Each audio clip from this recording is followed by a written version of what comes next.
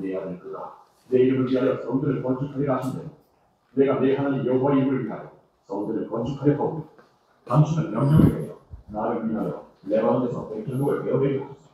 내 종과 당신의 종이 함께할 것이고 또 내가 당신의 모든 말씀대로 당신의 종의 삭스를 당신에게 드리리이다.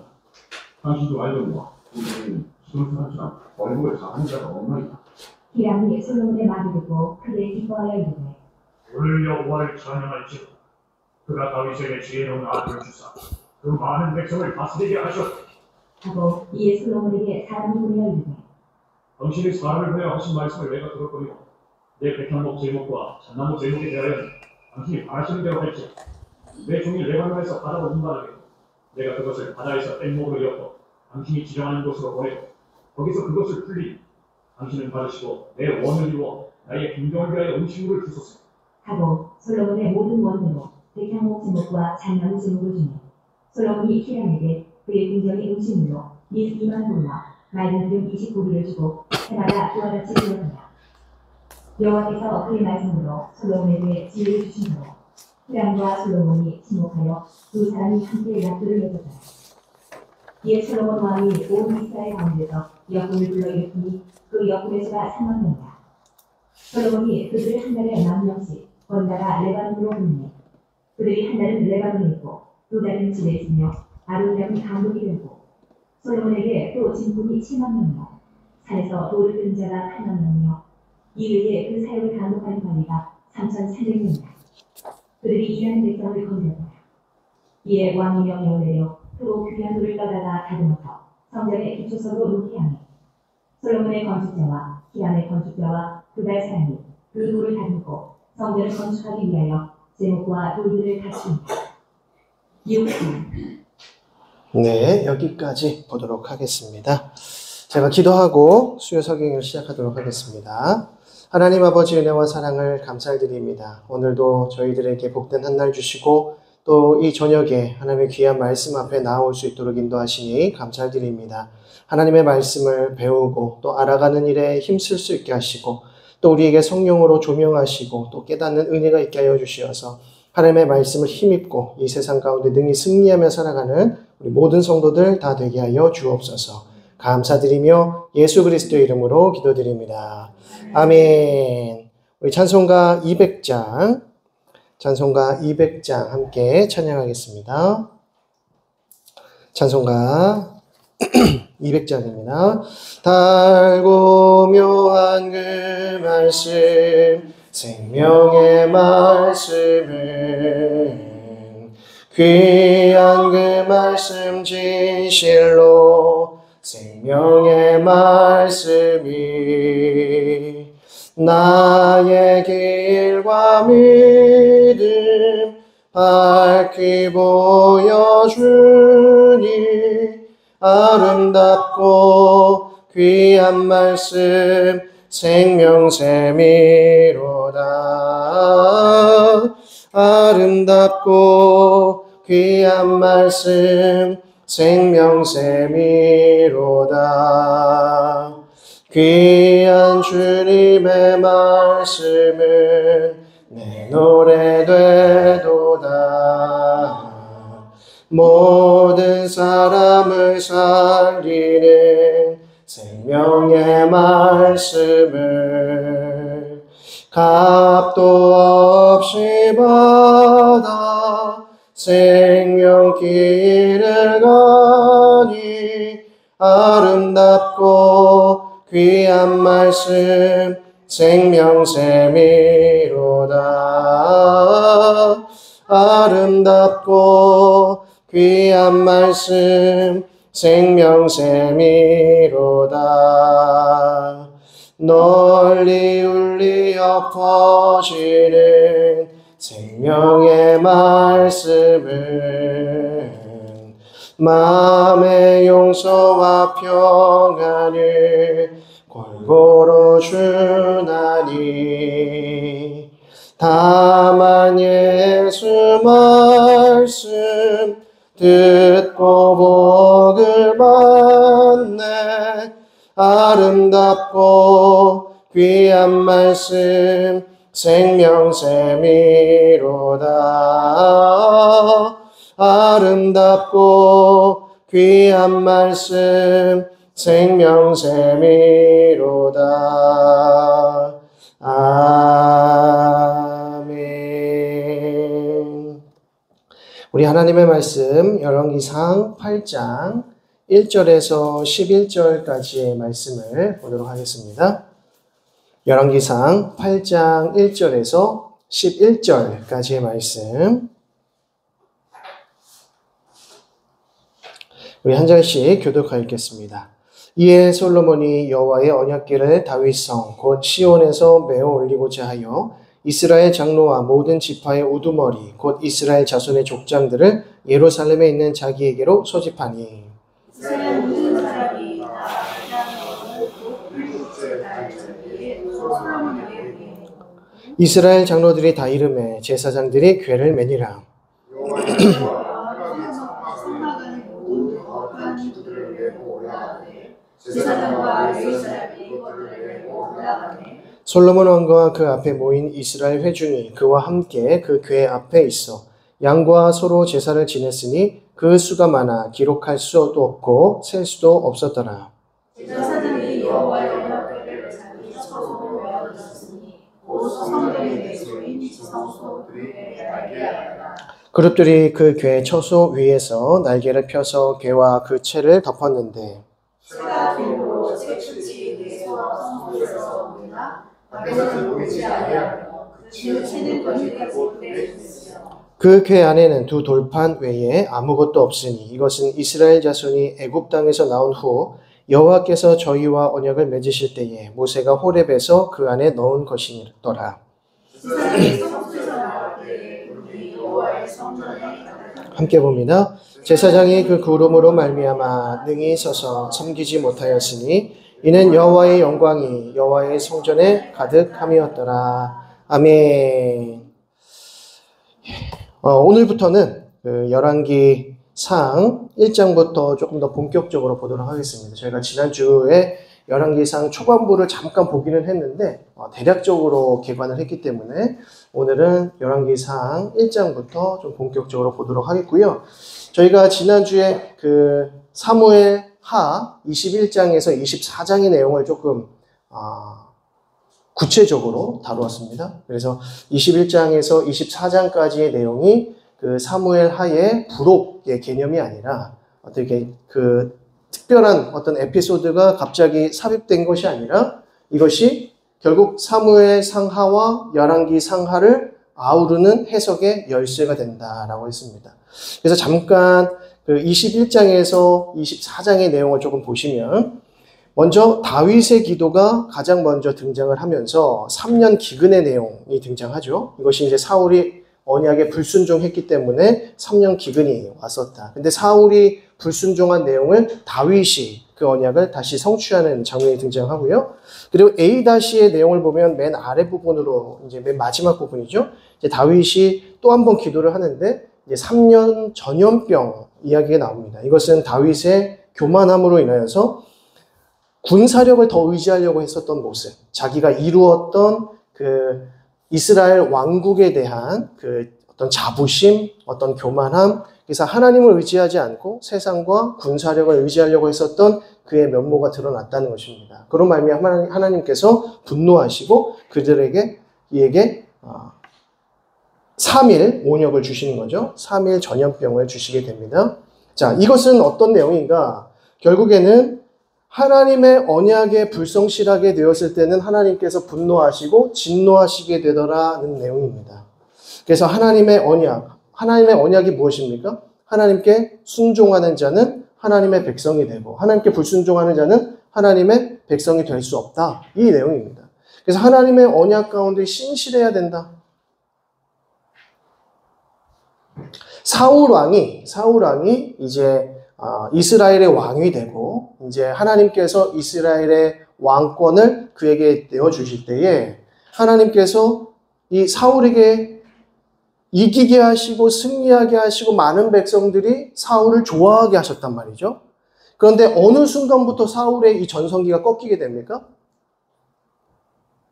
하나님께서 전쟁을 치르기 전에는 어떻게 해야 되죠? 하나님 앞에 제사를 드리고, 하나님, 저희가 저 나라에, 저 블레셋 땅에 쳐들어가도 되겠습니까? 하나님 저희들에게 승리 주시겠습니까? 하나님께 묻고, 하나님께서 그래 올라가라 하실 때 승리를 취하기 위해서 올라가야 된다는 것이죠. 그런데 사무엘이 오기까지 기다리고 있었지만 사울이 오지 않아서 자기가 임의대로 번제를 드린단 말이죠. 왜 그랬습니까? 자기에게 있던 군사들이 한 명씩 집으로 돌아가 버리니까, 두려움 가지고 돌아가 버리니까 사울도 두려운 겁니다. 그럼 사울이 결국 누구를 의지한 겁니까? 군사들을 의지한 것이죠. 하나님을 의지한 것이 아니라 군사들을 더 의지했다. 하나님의 전쟁인데, 하나님의 전쟁에서 하나님 의지하지 않고 사람들, 군사를 의지했기 때문에 결국 자기가 의미대로 제사를 드리는 장면이 등장합니다. 하나님께서 이때 크게 분노하시죠. 그래서 사울의 왕위를 내가 길게 하지 않겠다라고 하시죠. 근데 또 한 번 실수합니다. 아말렉과의 전투 속에서 어떻게 하죠? 다 전멸시켜라 라고 했는데 무엇을 남깁니까? 짐승들을 남깁니다. 금은보화와 짐승들을 남겨요. 그래서 사무엘이 그 짐승들의 소리를 듣습니다. 그래서 왕에게 찾아가서 사울 왕이요. 지금 이 소리가 무슨 소리입니까? 이 짐승들의 울음소리는 무슨 소리입니까? 라고 했는데 뭐라고 대답합니까? 내가 하나님 앞에 제사 드리기 위해서 아말렉으로부터 사람들은 다 진멸했어도 어떻게 또 짐승들도 다 진멸하냐? 이걸로 하나님 앞에 제사 드리기 위해서 남겨두었다, 가지고 왔다 이렇게 말합니다. 그때 사무엘이 굉장히 중요한 대답을 합니다. 어떤 말을 하죠? 천천의 순양이나 만만의 제사보다 하나님께서 기뻐하시는 것은 순종이다 라고 말씀합니다. 하나님께서는 순종하는 자의 그 제사를 기뻐하시고 순종하는 자의 삶을 기뻐하신다. 하나님께서 승리를 주시는 자는 하나님을 기뻐하고 하나님께 순종하는 자다. 이게 무슨 말이죠? 하나님의 언약에 신실한 자들. 하나님의 언약에 신실한 자들에게 하나님께서 승리 주신다는 것이 21장에서 24장의 내용입니다. 그래서 중간에 끼어있는 다윗의 용사들에 관한 내용이 등장하는데 이것은 다윗 혼자서 전쟁에서 승리한 것이 아니라 다윗의 용사들이 있었다. 하나님을 신앙하고 하나님께 붙들린 하나님의 언약을 사모했었던 다윗의 용사들이 있었다라고 하면서 쭉 그 계보들을, 그 족보들을 쭉 나열해 주죠. 명단을요. 그래서 다윗 혼자서 승리한 것이 결코 아니었다는 것을 보여주고요. 그리고 이제 그 중간 부분에 다윗의 두 개의 노래가 등장하는데 결국 이 다윗의 노래는 무엇을 가리킵니까? 승전가다. 하나님께서 하나님의 기름 부으신 자를 통하여서 이스라엘 백성들을 승리하게 하신다. 하나님은 하나님의 백성들을 사랑하시고 그들을 돌보신다. 라고 하는 것이 21장에서 24장의 내용입니다. 그러니까 이 4장에 걸친 이 내용을 잘 이해하지 않으면 앞에 있는 사무엘 상하의 내용, 열왕기 상하의 내용을 우리가 잘 이해할 수가 없습니다. 자, 이제부터 우리가 무엇을 살펴야 되느냐면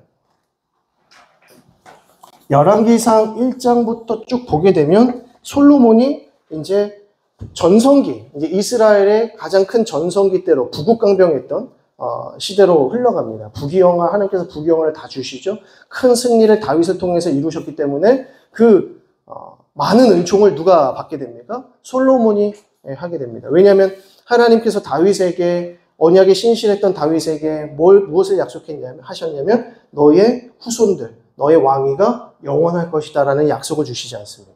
그래서 그 혜택을 그 다음 세대들이 누리게 되는 것입니다. 자, 그런데 솔로몬이 부국강병한 그 순간 속에서 하나님 앞에 범죄하기 시작하더라는 거죠. 평안했을 때 이스라엘 백성들, 하나님의 백성들이 평안했을 때 이스라엘 백성들은 뭐 해야 됩니까? 평안할 때 겸손해야 합니다. 겸손이라는 것은 세상 의지하지 않고 자기가 가진 것 의지하지 않고 지금 평안한 이 나의 삶을 의지하는 것이 아니라 그때 더 겸손하게 하나님 의지해야 되는 거죠. 하나님 찾고 하나님께 기도해야 돼요. 우리가 하나님을 찾고 하나님께 부르짖고 간절히 기도하는 순간이 언제입니까? 힘들고 눈물 나고 고통스럽고 문제가 안 풀리고 그럴 때마다 뭐 해야 돼요? 철야 예배 나와야 되고 새벽 기도에 나와야 되고 그죠? 작정 기도 하셔야 되지 않습니까? 그런데 오히려 작정 기도, 특별 기도, 하나님 붙잡는 기도 언제 하셔야 돼요?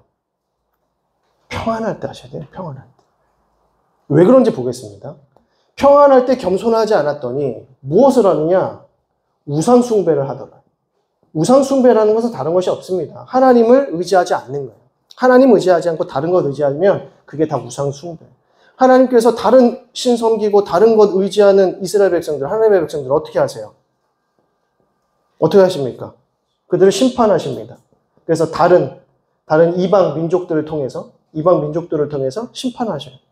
자, 이때 이스라엘 백성들이 뭐 합니까? 이때 부르짖죠? 이때 부르짖어요. 왜? 자기 괴로우니까, 힘드니까. 이때 부르짖더라는 거죠. 그래서 이 부르짖음 속에서 하나님께서 뭐 하시냐면 사사 세우시고 구원을 주십니다. 리더십, 영적 리더십을 세우신다는 것은 그들을 구원하신다는 뜻이죠. 그래서 구원을 했더니 하나님께서 다시 그들을 평안케 하셨다. 이 사이클이 사사시대의 사이클입니다. 그런데 평안할 때에 계속 겸손하지 않고 오히려 우상숭배하는 교만의 죄를 범하게 되더라는 거죠. 그래서 결국에는 여호수아 시대에 있었던 이스라엘 백성들이 어떤 시대를 맞이합니까? 사사기 시대를 맞이합니다. 사사시대 말기에는 하나님의 이상이 흔히 보이지 않았더라. 하나님의 말씀이 희귀하였더라. 이렇게 말합니다. 하나님 섬기지 않은 거죠. 하나님 섬기지 않고 우상 숭배한 겁니다. 그게 사사기 말기 시대 아닙니까? 여호수아 시대는 가는 곳곳마다 승리하는 시대입니다. 여호수아를 통해서 좌로나 우로나 치우치지 말고 오직 하나님의 율법을 지켜 승리하는. 그래서 하나님께서 그들에게 계속해서 승리 주시지 않습니까? 그래서 가나안 땅을 마침내 정복하게 하시는 거예요. 자, 그러니까 평안을 그때 또 주시니까 이제 사사기 시대가 이제 비롯되는 거죠. 자, 이 말씀을 드린 이유는 다시 이 사사기 시대가 다윗을 통해서 회복되어집니다. 결국 사무엘과 다윗을 통해서 사무엘 상하의 이야기가 등장이 되고 하나님 마음에 합한 자, 곧 하나님의 언약에 신실했던 다윗을 통해서 이스라엘 백성들이 부국강병해지고 승리하게 되고 가는 곳곳마다 놀라운 일들이 벌어지더라고요. 자, 그런데 이 다윗을 지나서 솔로몬 시대에 이르니까 솔로몬 시대에 두 면모가 보여지죠. 부국강병했던 수요부터 바로 뭐합니까? 우상숭배의 죄를 범합니다. 우상숭배의 죄를 범하면서 열왕기 상하의 이야기는 반쪽합니다. 그래서 분열 왕국 시대로 지나가고요. 분열 왕국 시대는 사사기 시대보다 더 영적 암흑기라고 보시면 돼요. 특히 북이스라엘은 선한 왕이 단 한 사람도 없었다.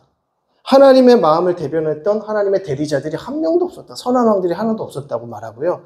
그리고 남유다조차도 7명의 선한 왕들이 있었지만 그것도 조건부입니다. 이 정도는 잘했다. 여기에는 참 잘했는데 항상 그 왕들도 온전하고 완벽했던 왕들이 없다는 거예요. 다윗과 같은 왕들은 찾아보기가 쉽지 않습니다. 어렵습니다. 자, 이 사이클이 다시 반복되는 거죠. 그래서 솔로몬 시대에 하나님께 우상 숭배했더니 하나님께서 뭐 하세요? 다른 신 섬기니까 뭐 하셔야 됩니까? 심판하셔야 되는 거죠. 그래서 이따가 보시면 이제 이방 민족들을 또 하나하나 붙이시는 거예요. 그래서 다윗과 솔로몬 시대에는 그 주변 왕국들이 이스라엘에 쳐들어올 수가 없었습니다. 평안했다 그래요. 아무도 넘볼 수가 없어요. 그런데 솔로몬 시대 이후에는 조금씩 뭐 합니까? 이 주변 국가들이 넘봅니다. 이스라엘을 공격하고 또 이스라엘의 빈틈을 노리게 되고 그리고 분열 왕국이 딱 되면서부터 그때부터는 막 이제 또 난리가 나는 거죠. 왜 이런 일이 일어나겠습니까? 하나님의 언약에 신실하지 못했기 때문이라는 거죠. 그러니까 우리는 평안할 때 하나님께서 평안할 때 시험하세요. 우리의 시험은 이럴 때 오지 않습니다. 오히려 이럴 때는 하나님 찾잖아요. 힘들으니까. 힘들 때 하나님 찾는 거는 뭐 그래도 하나님께서 뭐 하세요? 그래도 구원하세요. 근데 우리 하나님의 백성들은 평안할 때 더 겸손하게 하나님 섬기고 하나님 앞에 깨어있고 하나님만을 의지해야 된다는 거죠. 이런 메시지가 이제 계속해서 열왕기 상하의 이야기로 이제 등장을 하게 되는 것입니다. 그렇게 보시면 되고요. 자, 이제 오늘 강의 한번 보도록 하겠습니다. 자, 솔로몬 1장부터 8장까지의 내용이 이제 솔로몬에 대한 내용입니다.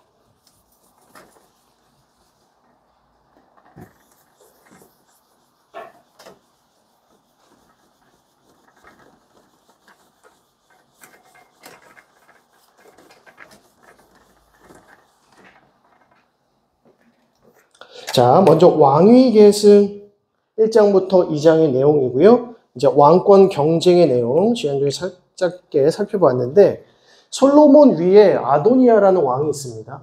아들이 있습니다. 아도니아는 다윗의 네 번째 아들, 넷째 아들이죠. 넷째 아들입니다.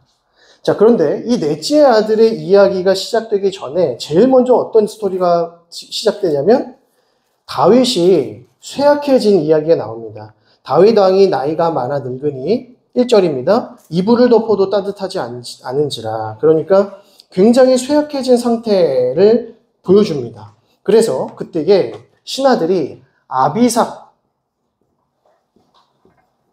아비삭이라고 하는 여종을 다윗에게 붙여줘요. 이제 요양보호사 같은 느낌. 그래서 아비삭이라는 결혼하지 아니한 처녀를 보호자로 이렇게 주는 겁니다. 그때에 이 아도니아가 스스로 왕이 되고자 합니다. 왜? 이제 아버지가 곧 돌아가시게 생겼으니까 이제 그 왕위를 자기가 찬탈하려고 이게 준비하고 있는 겁니다. 자, 이때 이 아도니아에게 함께 공모했던 자가 누굽니까? 요압과 아비아달. 아비아달은 제사장이죠. 아비아달은 제사장이고요. 요압은 군대 장관입니다. 그래서 요압이 이제 아도니아가 왕이 되면 자기의 이 군대 장관의 직위가 계속해서 이제 이어지게 되는 것이죠. 이때 당시에 군대 대장의 이 군대 장관의 지위가 가장 높았다고 보시면 돼요. 왕보다 어떨 때는 더 높습니다. 그래서 저번에 우리가 이제 압살롬 이야기 이제 볼 때 이스보셋이라고 하는 이제 사울의 후임이 나타나는데 이 이스보셋이 그 옆에 아브넬이라고 하는 군대 장관이 있었는데 이 아브넬이 이스보셋의 섭정 노릇을 합니다. 이제 삼촌뻘인데 섭정 노릇을 하죠. 그러니까 군대 대장이 가장 파워가 세다라는 거죠. 그러니까 요압이 아도니아를 왕위에 올려서 이제 계속해서 자기의 이 어떤 파워 이런 부분들의 권력을 사로잡으려고 했었다는 것이죠. 자, 그런데 이때 누가 등장하냐면 나단 선지자가 밧세바에게 찾아갑니다. 나단과 밧세바 이야기가 등장하면서 밧세바에게 가서 무슨 얘기를 하냐면 나단 선지자가 하나님께서 솔로몬을 왕으로 세우시기로 약속하셨는데 지금 아도니아가 왕이 되려고 사람들을 모아서 잔치를 벌이려고 합니다. 왕이 이 축제를 벌여서 사람들 불러 모아서 자기가 혼자서 계승식을 하려고 합니다. 그때 이제 밧세바가 누구한테 가요? 다윗에게 가죠. 다윗에게 가서 다윗이요, 혹시 알고 계십니까? 이런 일을 해서 지금 아도니아가 왕이 되려고 하는데 솔로몬을 왕으로 세우시겠다는 다윗의 약속은 어떻게 되는 겁니까? 이때 이제 다윗이 뭐라고 합니까? 내가 솔로몬을 왕으로 세우겠다. 그래서 기름 붓죠.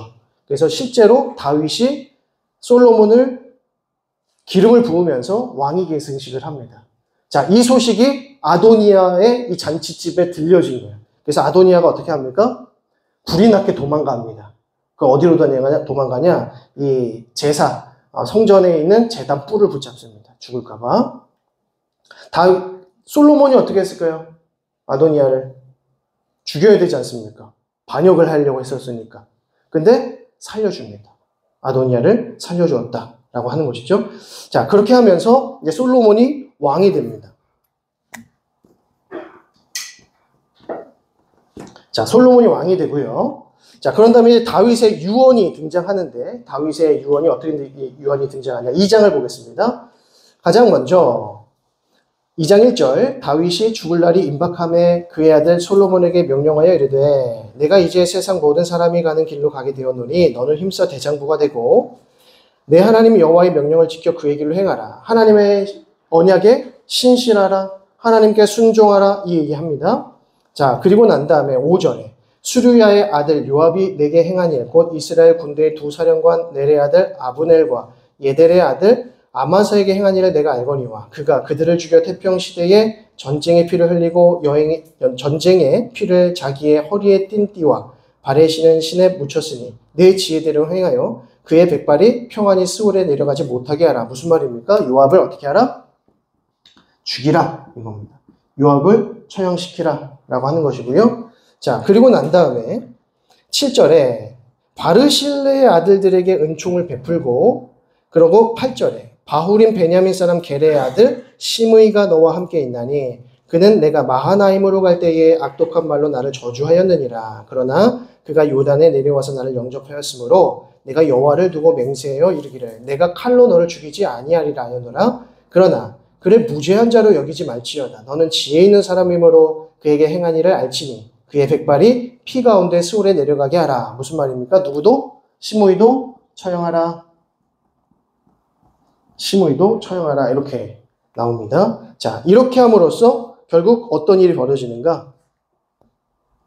요압이 죽고 시므이가 죽습니다. 그래서 솔로몬의 정적들이 이제 정리가 되는 상황입니다. 그럼 누구만 남았습니까? 이제 아도니아 남았어요. 근데 아도니아가 좀 가만히 있으면 될 것을 어떤 도전을 합니까? 밧세바에게 가서, 솔로몬의 어머니에게 가서, 자기가 가서 아비삭을 자기에게 달라 이렇게 말합니다. 아비삭을. 다윗을 섬겼던 아비삭을 나에게 달라 이렇게 말이죠. 이 이야기를 듣고 밧세바가 솔로몬의 곁에 갑니다. 이러이러해서 요압이 아비삭을 달라더라. 어떻게 해야 할까? 그때 솔로몬이 화가 나죠. 그러면서 뭐라고 합니까? 아비삭도 주시고 나라도 다 주십시오. 다 요압한테 다 주십시오. 아도니아한테 다 주십시오. 이런 얘기를 합니다. 그러니까 아도니아가 지금 밧세바에게 가서 아비삭을 달라고 했던 것은 다윗의 왕권을 자기가 차지하겠다. 자기가 명분을 갖겠다. 이런 이야기입니다. 그래서 저도 열왕기상 1장의 제일 첫 번째에 다윗이 쇠약했다는 이야기가 굳이 왜 등장했을까? 그냥 조용히 다윗이 하나님의 품에 안겼다라는 이야기를 적어도 되었을 텐데 굳이 또 아비삭이라고 하는 여인의 이름까지 딱 떠올리면서 왜 이런 일이 일어났을까? 결국 아도니아가 죽게 되었다라는 말을 하기 위함이죠. 그래서 솔로몬의 정적이었던 요압과 시므이, 아도니아가 다 처형되게 됩니다. 그냥 솔로몬 자기 자신의 권력과 이득을 위해서 죽이는 것이 아니라 다 하나님의 뜻 가운데 명분이 세워진 것이죠. 그래서 하나님의 나라를 굳건하기 위해서 이러한 정적들이 이제 처형이 되고요. 자, 그 다음에 3장과 4장의 내용을 보시면 이상적인 통치에서 솔로몬이 이제 이스라엘을 어떻게 다스리게 되었는지를 보게 됩니다. 특별히 우리가 잘 아는 솔로몬이 지혜를 구하는 장면이 등장합니다. 그래서 하나님께 지혜를 구하는 장면이 등장하는데, 자, 그래서 3장 1절을 보시게 되면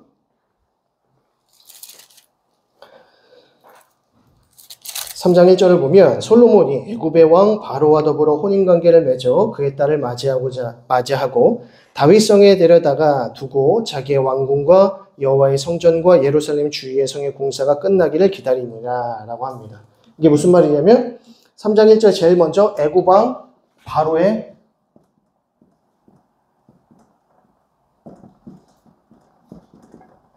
공주와 결혼했다 이 말이죠. 이거는 말 그대로 정약 결혼입니다. 이때 당시에 애굽이 가장 강성한 나라였기 때문에 애굽을 견제하는 것이죠. 그래서 애굽만 이스라엘을 쳐들어오지 않으면 그때 당시에 이스라엘을 넘볼 수 있는 국가는 없었다는 겁니다. 그래서 공주와 결혼을 해서 무엇할 때까지 성전을 완공하고 또 왕궁을 다 지을 때까지 이렇게 정약 결혼을 통해서 서로 견제를 하고 있는 것이죠. 자, 이것이 솔로몬의 지혜의 영역에서 지금 소개되고 있는 것입니다. 자, 그리고 2절에 그때까지 여호와의 이름을 위하여 성전을 아직 건축하지 아니하였으므로 백성들이 산당에서 제사를 드렸고 솔로몬이 여호와를 사랑하고 그의 아버지 다윗의 법도를 행하였으나 산당에서 제사하며 분행하였더라. 이때 이제 산당이라고 하는 것은 하나님 앞에 제사할 그 번제단을 산 위쪽에 예루살렘이나 이 산 위쪽에 따로 자리에 공간을 두었다는 것입니다. 그래서 이때 당시에 뭐 산당이 있었다는 것은 크게 문제될 부분은 없습니다. 단 이 산당에서 무엇을 하냐, 누구를 섬기냐, 어떤 신을 섬기냐가 이후에 굉장히 큰 문제거리가 되는 겁니다. 이때는 오로지 하나님 한 분만을 섬기는 산당이었다 이렇게 보시면 되고요. 자, 그런데 4절에 이에 왕이 제사하러 기브온으로 가니 거기는 상당히 큼이라 솔로몬이 그 제단에 1000번제를 드렸더니 라고 합니다. 자, 1000번제라는 것은 번제를 1000번을 드렸다는 것이 아니라 한 번의 제사에 1000마리의 번제물을 드렸다는 얘기입니다. 그래서 예전에 우리 이제 1000번제 헌금이라고 해서 1000번 드리기를 작정하시고 이렇게 열심히 드렸었던 분 계신데, 네, 뭐 그럴 필요는 없으시다. 네. 한 번에 드려라 그러면 이렇게 돼야 돼요. 이 성경의 의미로서는. 네. 그래서 1000번제라고 하는 것은 1000마리의 번제물을 하나님 앞에 올려드린 것이다 라고 하는 것이고요. 그래서 그 밤에 여호와께서 솔로몬의 꿈에 나타나시니라 하나님이 이르시되 내가 내게 무엇을 줄고 너는 구하라 라고 했을 때 솔로몬이 무엇을 구합니까? 9절 봅니다. 누가 주의 이 많은 백성을 재판할 수 있사오리까? 듣는 마음을 종에게 주사 주의 백성을 재판하여 선악을 분별하게 하옵소서. 솔로몬이 이것을 구하매 그 말씀이 주의 마음에 든지라. 자, 솔로몬이 무엇을 구했습니까? 듣는 마음을 구했다라고 하는 것이죠. 그래서 11절에 이에 하나님이 그에게 이르시되 내가 이것을 구하도다. 자기를 위하여 장수하기를 구하지 아니하며 부도 구하지 아니하고 자기 원수의 생명을 멸하기도 구하지 아니하고 오직 송사를 듣고 분별하는 무엇을 구했다? 지혜를 구했다라고 합니다. 그래서 듣는 마음.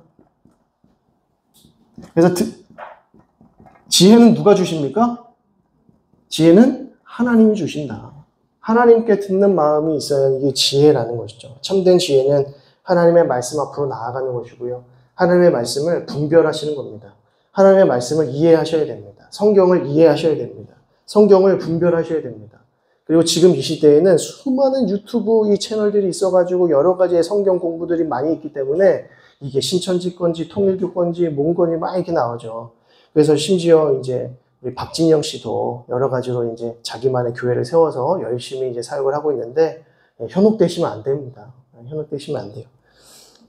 이번에 우리 그 총회에서 그 어떤 이제 침례교단 중에 킹 제임스 버전 성경, 킹 제임스 버전을 유일한 성경, 가장 권위 있는 성경으로 이제 인정하는 한 침례교, 요즘에 이게 문제 굉장히 컸었거든요. 이 교단을 이단으로 정죄했습니다.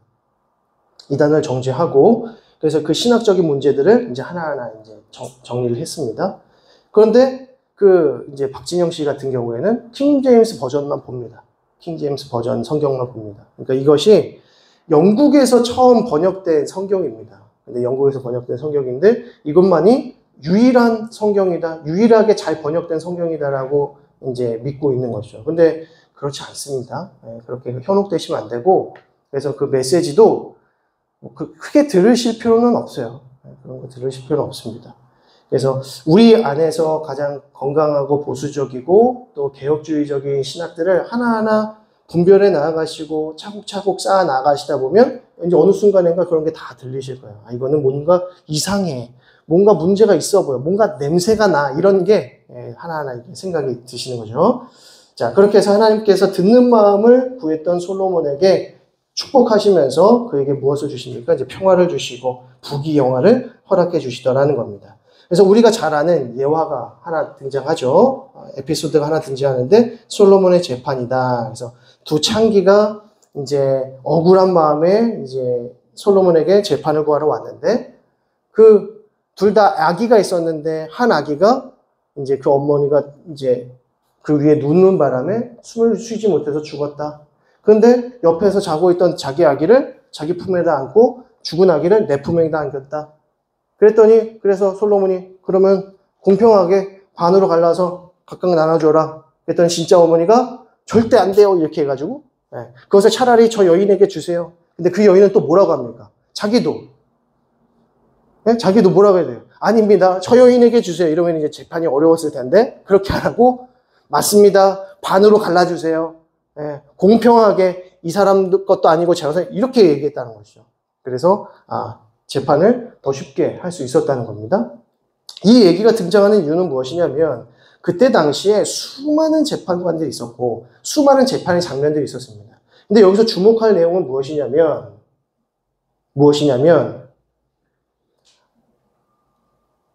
이 솔로몬의 재판이 너무나도 탁월했다라는 느낌보다는 왜냐하면 이거 사실은 이 정도면 우리도 할 수 있을 것 같지 않습니까? 이 여인도 안 돼요. 우리 애기 어떻게 반을 가르십니까? 저 애기도, 저 어머니도 어떻게 그럴 수가 있습니까? 그럴 수 없습니다. 이렇게 나와야 정상인데 반을 가르시고 공평하게 해주시고 이렇게 말이 안 되지 않습니까? 근데 여기서 핵심은 무엇이냐면 창기 두 여자가 왔다는 것입니다. 왕에게 창기 두 여자가 와서 재판을 해달라고 했다는 것이죠. 이 말인즉슨 솔로몬이 어디까지 그 재판의 영역과 다스림의 영역을 부어서는지를 보여주는 겁니다. 그래서 솔로몬의 이 다스림의 영역이 저 끝까지 소외받고 상처받고 아파하고자 있는 여인들에게까지도 다 뻗쳐 있었다는 것이죠. 이것이 하나님의 마음이었고 하나님의 지혜였다라는 것을 보여주는 장면입니다. 자, 그래서 4장으로 넘어가시면 부귀 영화에 관한 내용이 조금 더 자세하게 등장을 합니다. 그래서 평화를 얻었다.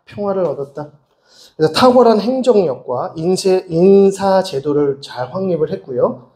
적재적소의 신하들을 잘 배치해 두었다라고 하면서 4장 20절을 보시면 유다와 이스라엘의 인구가 바닷가에 모래같이 많게 되매 먹고 마시며 즐거워했으며 솔로몬이 그 강에서부터 블레셋 사람의 땅에 이르기까지와 애굽 지경에 미치기까지의 모든 나라를 다스림으로 솔로몬이 사는 동안에 그 나라들이 조공을 바쳐 섬겼더라. 그러니까 그 누구도 함부로 이스라엘을 쳐들어올 수가 없었던 겁니다. 오히려 다 먼저 조공을 바칠 정도의 상태였다는 것이죠. 그래서 다윗이 죽기 전에 마지막 인구조사를 했을 때 남자 장정, 20세 남자 장정, 군대를 바로 투입할 수 있는 남자 장정의 수가 유대 민족에서는 50만 명, 그리고 전체 이스라엘 민족 중에는 80만 명이었다고 합니다. 근데 처음에 여호수아가 이 요단강을 건너서 가나안 땅에 들어갔을 때에는 그때 계수한 인원은 총 전체 60만 명이었어요. 그런데 다윗이 죽을 때쯤에는 130만 명이 돼서 2배 이상이 된 거죠. 그렇다면 지금 솔로몬의 시대에는 그거보다 더 많았을 것이라는 것을 추측해 볼 수 있습니다. 더 강성해졌다는 것이죠. 자, 그러면서 29절 보겠습니다. 하나님이 솔로몬에게 지혜와 총명을 심히 많이 주시고 또 넓은 마음을 주시되 바닷가에 모래같이 하시니 솔로몬의 지혜가 동쪽 모든 사람의 지혜와 애굽의 모든 지혜보다 뛰어난지라 라고 합니다. 이러면서 하나님께서 그들을 부강하게 하셨다. 그리고 34절에 사람들이 솔로몬의 지혜를 듣고자 그 지혜의 소문을 듣고자 또 왔다는 거죠. 저 멀리 있는 나라에서부터 다 조공을 들고 예물을 바치면서 솔로몬의 지혜를 듣고자 했다라는 겁니다. 그 정도로 솔로몬이 지혜로웠고 그의 권력이 굉장히 막강했다는 것을 알 수 있죠. 그래서 평화를 이루었다라고 합니다. 자, 그러면서 이제 창세기 32장 12절 그 밑에 있는 구절인데요. 우리 강의 안에 있는 구절을 같이 읽어보겠습니다. 시작. 주께서 말씀하시기를 내가 반드시 내게 은혜를 베풀어 내 시로 바다에 셀 수 없는 모래와 같이 많게 하리라 하셨나이다. 여기서 바다에 셀 수 없는 모래와 같이 라는 표현이 바로 이 본 구절에 등장하고 있는 것이죠. 그래서 하나님께서 다윗과 솔로몬을 통하여서 하나님의 이 언약을 온전하게 성취해 나아가는 과정을 보여주시는 겁니다. 자, 그 상황 속에서 이제 솔로몬이 성전을 건축하게 되는 것이죠. 적절한 타이밍이라고 볼 수 있습니다. 하나님께서 가장 큰 축복을 주셨을 때 다른 것 하지 않고 하나님 성전을 지어드리고 하나님을 예배하고 하나님께 나아가고자 하는 그 마음을 가지고 있었다는 것이 너무나도 중요합니다. 자, 그래서 준비에 관한 부분은 이제 5장에 나오는데요. 이때 이제 두로왕 히람에게서 백향목 자재를 요청합니다. 그래서 준비 단계에서는 이제 자재 준비를 어떻게 하는가? 먼저 자재. 그래서 이제 두로왕 히람에게 백향목과 많은 나무들을 공수해달라고 부탁을 하게 되고요. 그래서 역군, 그러니까 이제 뭐 여러 가지 잡일을 하는 역군들이 3만 명, 이 3만 명이 만 명씩 교대를 합니다. 그래서 이 자재를 나르는 거예요. 두로까지 가서. 그래서 10,000명은 여기에 남고 2만 명은 건너가서 이제 이 3교대 근무를 계속 돌아갑니다. 그래서 자재를 계속 공수해서 나르는 겁니다. 거기서 이제 나무 베고 그거를 배에 싣고 배를 타고 다시 이쪽으로 실어오고 이것이 이 3만 명이 계속 그 일을 하는 겁니다. 자, 그리고 짐꾼이 7만 명이었다. 그리고 돌 뜨는 자가 8만 명이었다. 감독관이 3,300명이었다. 이렇게 이야기합니다. 그러니까 어마어마한 대공사였다는 것을 알 수 있습니다. 어마어마한 대공사였다. 그래서 이후에 포로기한 이후에 이제 수룹바벨 성전을 지을 때는 너무나 초라하기 그지없었다고 하는 것이죠. 네. 그러니까 이렇게 위대한 공사를 했다가 수룹바벨 공사를 하니 너무나도 볼품이 없었다. 그래서 슬피 우는 자들도 있었다라고 하는 거죠. 자, 그러면서 이제 공사에 본격적으로 들어갑니다. 그래서 출애굽 480년 만에 공사에 들어갔다. 그래서 6장 1절을 보시면 이스라엘 자손이 애굽 땅에서 나온 지 480년이요 솔로몬이 이스라엘 왕이 된 지 4년 15월 곧 둘째 달에 솔로몬이 여호와를 위하여 성전 건축하기를 시작하였더라라고 합니다. 480년 만에 시작을 하고요.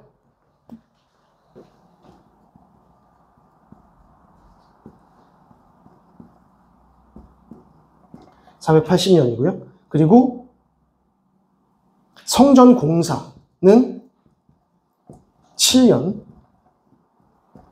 그리고 완공은 13년, 도합 20년이 걸리는 대공사였습니다. 이 많은 사람이 20년에 걸쳐서 이제 예루살렘 성전과 예루살렘 궁전을 지었으니까 이게 얼마나 위대하겠습니까? 얼마나 컸겠습니까? 그래서 이때 당시에 아무리 이집트가, 애굽이 굉장히 강성한 나라였어도 이스라엘 따라오지 못했다라고 하는 것이죠. 그래서 굉장히 위대한 시대였다는 것을 알 수 있고요. 그렇게 해서 이제 6장과 7장에 20년 동안 공사한 이야기가 등장하고, 특별히 그 건축 과정을 보시게 되면 건물 축조에서부터 마지막까지 이제 기구들을 집어넣는 것까지 나옵니다. 그래서 이제 그 박스 안에 보시면 건물 축조, 그 다음에 순종의 건고 나오고요. 그리고 내벽, 마루, 내소, 외소벽, 내소문, 외소문 이렇게 나옵니다. 건물을 먼저 지어놓고 나서 당연히 그 다음에 인테리어 용품들을 이렇게 넣어서 이제 장식을 하는 겁니다. 그리고 나서 요약 진술이 나오고요. 그러면서 7년 건축이 끝나고 솔로몬 왕궁을 짓습니다. 그래서 13년 건축이 시작되고요. 그때 이제 기둥바다, 물두멍, 외물, 이제 외부에 기물들을 놓았던 내용들 쭉 나오면서 7장 51절에 요약 진술 이렇게 나와서 마무리가 되어집니다. 그래서 중간중간에 순종의 권고, 요약 진술, 또 요약 진술 이것이 7년 건축이 끝났다. 그리고 13년 왕궁 건축이 끝났다. 이 내용을 보여주는 겁니다. 자, 그리고 나서 8장으로 넘어갑니다. 8장으로 넘어가게 되면 이제 봉헌식이 이제 일어납니다. 8장 1절을 보시겠습니다. 이에 솔로몬이 여호와의 언약궤를 다윗성 곧 시온에서 메어 올리고자 하여 이스라엘 장로와 모든 지파의 우두머리 곧 이스라엘 자손의 족장들을 예루살렘에 있는 자기에게로 소집하니. 4절 여호와의 궤와 회막과 성막 안에 있는 모든 거룩한 기물들을 메고 올라가되 제사장과 레위 사람이 그것들을 메고 올라가매. 6절 제사장들이 여호와의 언약궤를 자기 처소로 메어드렸으니 곧 성전의 내소인 지성소 그룹들의 날개 아래라. 지금 무슨 장면입니까? 성전을 다 완공했습니다. 성전을 다 완공하고 난 다음에 이제 뭐 하는 거예요? 언약궤를 성전 안으로 이동시키는 겁니다. 이 언약궤가 지금 어디에 있죠? 다윗성 예루살렘 시온성에 있습니다. 원래 언약궤는 성막 안에 있어야 되죠. 성막 안에 있어요. 성소 안에 있어야 됩니다. 근데 이 성소는 그때 당시에 어디에 있었냐? 실로에 있었어요. 실로. 실로는 에브라임 지파의 핵심 도시입니다. 왜 에브라임 지파에 성소가 있었을까요?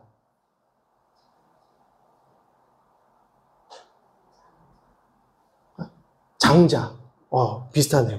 그러니까 여호수아가 에브라임 지파였기 때문에 성소를 가장 가까운 곳에 뒀어요.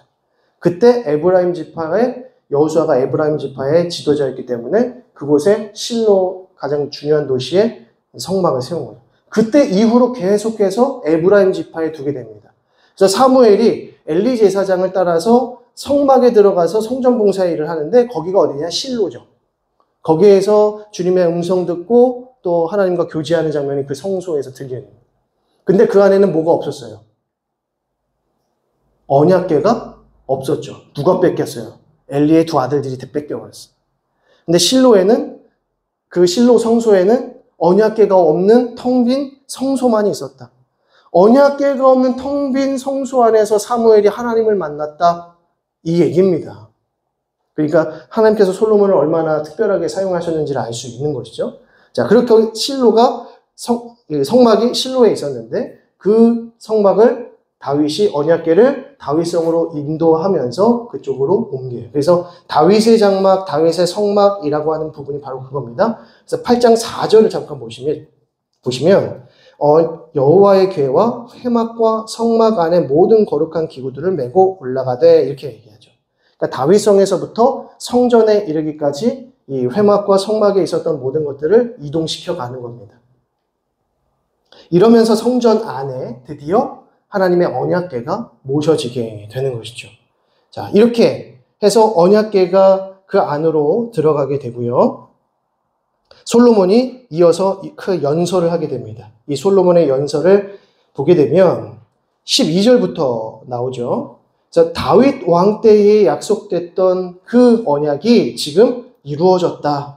그래서 하나님께서 다윗과 그의 왕위를 견고하게 하시고 다윗 선친을 통해서 네가 아니라 너의 아들을 통해서 내가 성전을 짓겠노라 했던 약속이 솔로몬을 통해서 이루어졌다라고 하는 것이고요. 그 선포를 언약궤가 성전 안에 들어왔을 때 그 연설을 통해서 하나님의 언약이 성취되었다는 것을 이렇게 공증하는 것이죠. 자, 그러면서 솔로몬이 기도합니다. 22절부터 보시게 되면 쭉 기도를 하는데 27절 봅니다. 하나님이 참으로 땅에 거하시리이까 하늘과 하늘들의 하늘이라도 주를 용납하지 못하겠거든 하물며 내가 건축한 이 성전 이오리이까. 이게 무슨 말입니까? 하나님은 어디에 거하세요? 하나님은 어디 거하시는 분이십니까? 하늘의 하늘이라도 하나님은 담지 못한다. 이 고백 아닙니까? 하나님은 이 모든 우주 만물을 창조하신 이로써 하나님께서는 아니 거하시는 곳이 없고 이 모든 이 온 우주 만물을 하나님의 집으로 삼으실 수 있는 분이 내가 만든 이 작고 작은 집에 거하시겠습니까? 자, 그런데 28절. 그러나 내 하나님이 여호와여 주의 종의 기도와 간구를 돌아보시며 이 종이 오늘 주 앞에서 부르짖음과 비는 기도를 들으시옵소서라고 합니다. 여기서 이 성전의 이 기능이 기도하는 자리, 하나님을 부르짖고 하나님을 찾는 자리라고 하는 것으로 조금 더 강조되고 있습니다. 그러니까 하나님이 거하시는 임재의 처소, 그래서 하나님께서 이스라엘을 만나시는 장소가 아니라 이 성전이 이스라엘 백성들이 하나님을 만나기 위해 찾아가서 하나님 앞에 기도하고 하늘에 계신 하나님에게 간구할 때에 하나님께서 우리에게 임하시고 응답하시는 이러한 장면으로 지금 나타나고 있다는 겁니다. 자, 그러면서 29절에 주께서 전에 말씀하시기를 내 이름이 거기 있으리라 하신 곳 이 성전을 향하여 주의 눈이 주야로 보시오며 주의 종이 이곳을 향하여 비는 기도를 들으시옵소서. 30절 주의 종과 주의 백성 이스라엘이 이곳을 향하여 기도할 때에 주는 그 간구함을 들으시되 주께서 계신 곳 하늘에서 들으시고 들으시사 사하여 주옵소서. 자, 이 4개 구절 27절, 28절, 29절, 30절의 이 내용에서 가장 많이 등장하고 있는 단어가 뭡니까? 들으시옵소서. 하나님 우리의 간구에 들으시옵소서. 하나님 들어주시옵소서 라고 하는 거예요. 자, 우리가 평화로울 때 하나님 앞에 기도하는 거, 평화로울 때 하나님을 찾고 하나님 앞에 겸손히 기도하는 거, 이게 핵심입니다. 기도는 평화로울 때 하시는 거예요. 위기의 상황에서 하나님 찾는 게 기도가 아니고 적들이 쳐들어오고 나의 삶이 막 무너지고 원수들이 나를 죽이려고 하고 숨도 못 쉬게 하고 우리 가족들의 생계가 지금 막막해진 그 상황 속에서 부르짖고 기도하시는 게 아니고, 물론 그때도 기도하셔야죠. 진짜 이렇게 말씀드리면 진짜 기도 안 하시는 그게 아니죠. 그때는 더 간절하게 기도해야 되겠지만 우리가 하나님 앞에 전심으로 찾고 기도하는 것은 하나님께서 우리에게 평화를 주셨을 때, 하나님께서 우리에게 은혜를 주셨을 때, 우리를 살게 하셨을 때, 생명을 주셨을 때, 그때 기도하시는 거예요. 간절히 하나님 찾는 거죠. 이것이 뭐다? 겸손이다. 하나님께서 이 기도를 기뻐하신다 하는 겁니다. 근데 이게 참 힘듭니다. 우리가 인간의 이 성정이 강팍해서 이게 하나님께서 조금 우리를 힘들게 하시고 괴롭게 하셔야 그때 이제 눈물 흘리면서 하나님 앞에 나아가지만 그게 사실 순수하지 않잖아요. 우리의 기도가 좀 하나님 앞에 순수해야 되는데 하나님 다른 목적이 아니고 그냥 하나님 만나러 왔습니다. 제가 다른 거 구하러 온 게 아니고 그냥 하나님 만나러 하나님 목소리 들으려고 하나님 뜻 분별하려고 왔습니다. 이렇게 와야 되는데 오자마자 하나님 내가 뭐 이것 때문에 저것 때문에 지금 무슨 문제가 생겼는데 뭐 이렇게 되면 우리가 이제 부끄러운 거죠. 우리의 기도의 본질이 흐트러질 수 있다는 거죠. 기도원 가보세요. 얼마나 많은 사람들이 펑펑 눈물 쏟아가면서 막 소나무 뿌리 뽑으면서 기도하려고 하는지 모릅니다. 그런데 1,000번째 드리면서 기도한단 말이죠. 1,000번째 헌금 드리면서 기도한단 말이죠. 근데 그들이 구하는 것이 무엇인가? 혹 솔로몬의 부귀영화는 아닌가 하는 겁니다. 솔로몬의 부귀영화 때문에 1,000번째 하나님 앞에 드리고 막 기도 소나무 뿌리 뽑으면 그것이 과연 기도의 본질인가? 기도의 본질은 우리가 평안할 때 하나님께서 주신 그 은혜 가운데 살아갈 때 눈물 흘리고 감사하고 기뻐하고 하는 것이 하나님께서 기뻐하시는 기도다는 겁니다. 그래서 우리가 평안할 때 더 하나님 찾고 의지할 수 있기를 간절히 소망합니다. 자, 이렇게 하지 않으니까 문제가 계속 생기더라는 겁니다. 자, 그래서 언약궤를 통해서 이제 솔로몬이 축복하고 언약을 지킬 것을 이야기하고요. 그리고 나서 백성을 위한 중보기도가 31절에서부터 53절까지의 내용으로 드러나고 그리고 마지막 부분 62절의 내용을 보시면 이 한 장이 굉장히 길죠. 그래서 열왕기상 8장 62절부터 보면 성전 봉헌식이 등장을 합니다. 그래서 하나님 앞에 이 성전을 하나님 앞에 봉헌해드리는 장면. 그래서 63절에 솔로몬이 화목제의 희생제물을 드렸으니 곧 여호와께 드린 소가 22,000마리요. 자, 이거면 이게 지금 1,000번째가 아니라 22,000번째 이렇게 되는 겁니다. 양이 12만 마리라. 이와 같이 왕과 모든 이스라엘 자손이 여호와의 성전의 봉헌식을 행하였는데 라고 하죠.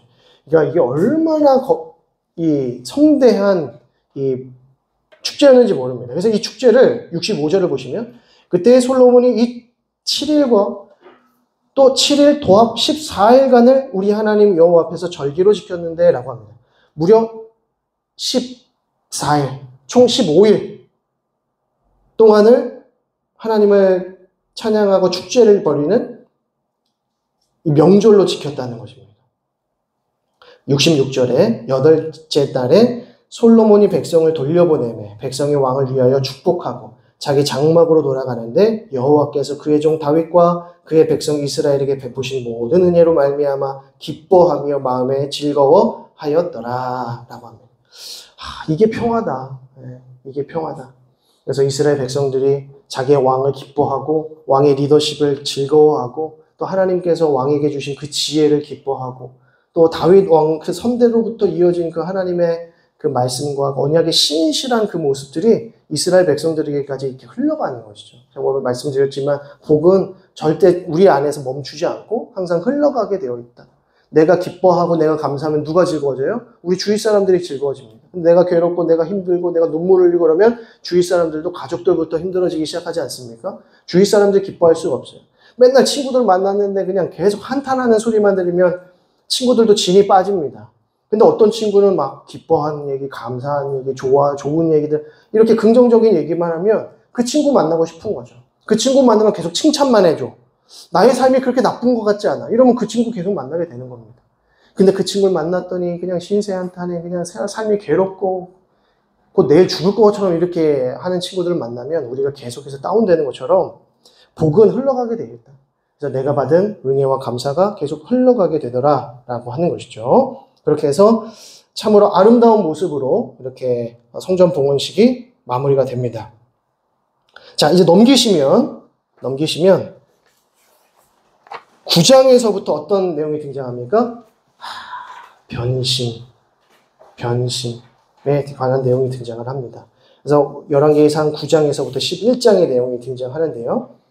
그래서 경고의 내용을 보면 9장 1절 솔로몬이 여호와의 성전과 왕궁 건축하기를 마치며 자기가 이루기를 원했던 모든 것을 마친 때에 이게 이제 문제예요.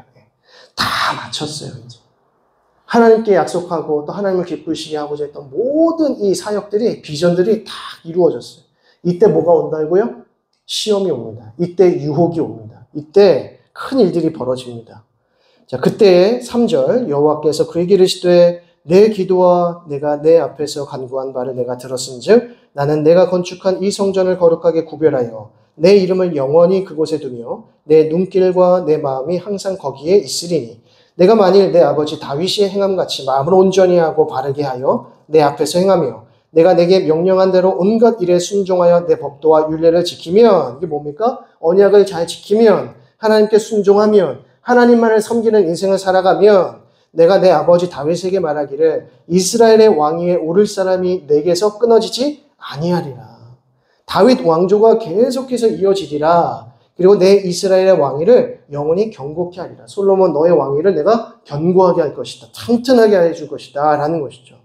그런데 만일 6절 너희나 너희의 자손이 아주 돌아서서 나를 따르지 아니하며 내가 너희 앞에 둔 나의 계명과 법도를 지키지 아니하고 가서 다른 신을 섬겨 그것을 경배하며 내가 이스라엘을 내가 그들에게 준 땅에서 끊어버릴 것이요 내 이름을 위하여 내가 거룩하게 구별한 이 성전이라도 내 앞에서 던져버리리니 이스라엘은 모든 민족 가운데에서 속담거리가 되고 이야기거리가 될 것이다. 8절에 사람들은 놀라며 비웃어라고 합니다. 조롱거리가 되게 하시겠다라는 겁니다. 그래서 솔로몬에게 무엇을 말씀합니까? 이 성전을 통하여서 네가 기도했던 그 모든 것들 기억하고 하나님 앞에 기도하고 그리고 언약에 신실하면 내가 반드시 이 성전에 임하고 이 성전에 내 마음을 둘 것이다. 그런데 만일 네가 그렇게 하지 않으면 어떻게 하시겠다? 부끄러움 당하게 하시겠다. 끊어버리시겠다. 던져버리시겠다. 이렇게 말하시죠. 솔로몬 성전을 던져버리시겠다.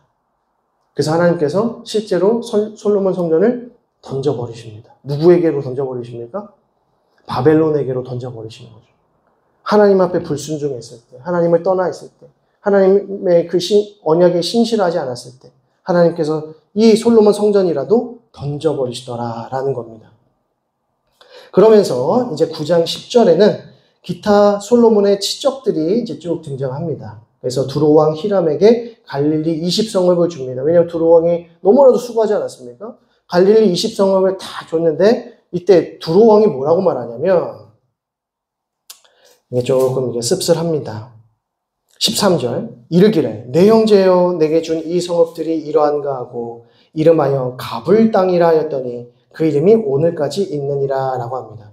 이게 무슨 말이냐면 12절에 그 성읍들이 보고 눈에 들지 않은 거예요. 그러니까 가불 땅이 뭐냐면 참 쓸데없는 땅 줬다 이겁니다. 20성읍이 가불 쓸데없다. 어디 이렇게 쓸데가 없다. 그래서 가불 땅 20성읍을 나에게 주는구나 라고 하면서 그래도 히람이 그 120달란트를 솔로몬에게 보내줍니다. 마음이 어땠을까요? 히람이 이제 서운하죠. 이제 서운함이 계속 쌓이면 관계의 틈이 벌어진다고 했습니다. 그래서 이게 결국에는 하나의 기초가 돼서 나중에 관계가 무너지게 됩니다. 그러니까 솔로몬과 다른 민족들과의 관계가, 그러니까 두로왕과 다윗이 엄청 친했거든요. 그래서 솔로몬이 이 히람을 찾았을 때 히람이 엄청 기특해했습니다. 이게 삼촌을 찾듯이 아버지의 친구를 먼저 찾아와서 예우하면서 아버지 삼촌 저 좀 도와주세요. 제가 아버지와 약속했던 그 성전 건축을 제가 하려고 하는데 제 힘으로는 도저히 안 되겠습니다. 삼촌께서 도와주시면 제가 이거 할 수 있습니다. 기특하게 여긴 거예요, 두로왕이. 그렇게 했어요. 그래서 다 끝났어요. 그러면 이제 조카가 이제 와가지고 삼촌을 위해서 제가 성읍 20개를 준비했습니다. 20개나 준비했어? 다 쓸데가 없는데. 그럼 기분이 어떻게 합니까? 기분이 상하는 거죠. 요놈 보기에 이렇게 되는 겁니다. 그래서 이때부터 하나하나씩 그 민족의 관계들이 조금씩 틀어지게 되더라는 겁니다. 자, 여기까지 이제 경고 요 내용까지 좀 보시면 정리가 되실 것 같고요.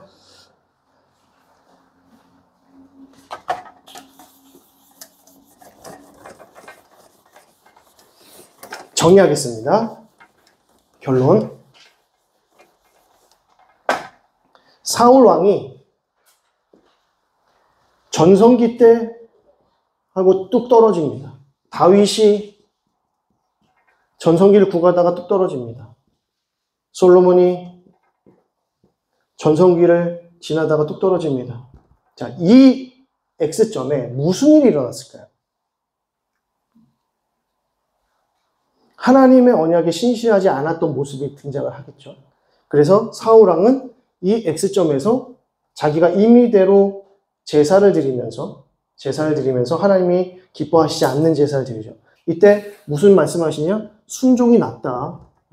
순종이 천천의 순양이나 만만의 이 제사보다 하나님께서는 순종을 더 기뻐하십니다. 이 얘기하고요. 그리고 여기에는 무슨 일이 일어났었죠? 밧세바 사건이 일어납니다. 밧세바. 자, 밧세바 사건이 일어났던 시점이 언제였냐면 다윗이 구국강병했을 때, 곧 뭐 했을 때요? 평화로웠을 때. 솔로몬이 성전 건축을 완공했을 때, 이때 전성기죠. 성전 건축을 완공했을 때. 근데 이때 뭐 합니까? 평화가 오는데 이 평화로운 시기에 교만하게 되는 겁니다. 그래서 이 전성기를 하나님께서 주셨는데 이 전성기에서 뚝 떨어져요. 그때가 바로 하나님 앞에 겸손하지 못하고 교만해서 세상 의지하고 다른 것들 의지할 때, 이때 문제가 생기더라는 거죠.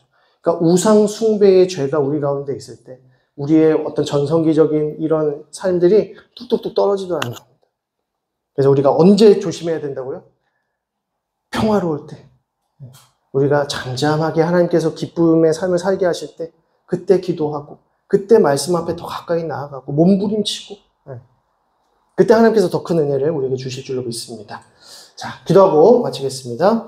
하나님 아버지 은혜와 사랑을 감사드립니다. 오늘도 저희들에게 귀한 말씀으로 함께하여 주시고 또 이 사울과 다윗과 솔로몬의 인생을 통하여서 우리가 우리의 인생을 어떻게 살아가야 할지 다시 한번 조명할 수 있도록 인도하시니 감사드립니다. 하나님, 우리가 평화로울 때 하나님의 이름을 부르짖게 하시고 하나님을 찾게 하시고 아무 목적 없이 아무 이유 없이 그냥 하나님께 나아갈 수 있는 귀한 믿음을 허락하여 주옵소서. 그래서 우리의 인생이 하나님만을 기뻐하고 하나님만 사랑하고 하나님만을 즐거워하는 인생 되게 하여 주시고 이 세상의 것들을 의지하지 않고 오직 하나님만을 의지하는 겸손한 인생, 또 하나님께서 기뻐하시는 인생 될 수 있도록 인도하여 주옵소서. 감사와 찬양 올려드리오며 예수 그리스도 이름으로 기도드립니다. 아멘. 하늘에 계신 우리 아버지여, 이름이 거룩히 여김을 받으시오며 나라의 임하옵시며 뜻이 하늘에서 이룬 것 같이 땅에서도 이루어지이다. 오늘날 우리에게 일용할 양식을 주옵시고 우리가 우리에게 죄 지은 자를 사하여 준 것 같이 우리 죄를 사하여 주옵시고 우리를 시험에 들게 하지 마옵시고 다만 악에서 구하옵소서. 대개 나라와 권세와 영광이 아버지께 영원히 있사옵나이다. 아멘. 자, 우리 옆에 있는 분들에게 수고하셨습니다. 감사합니다.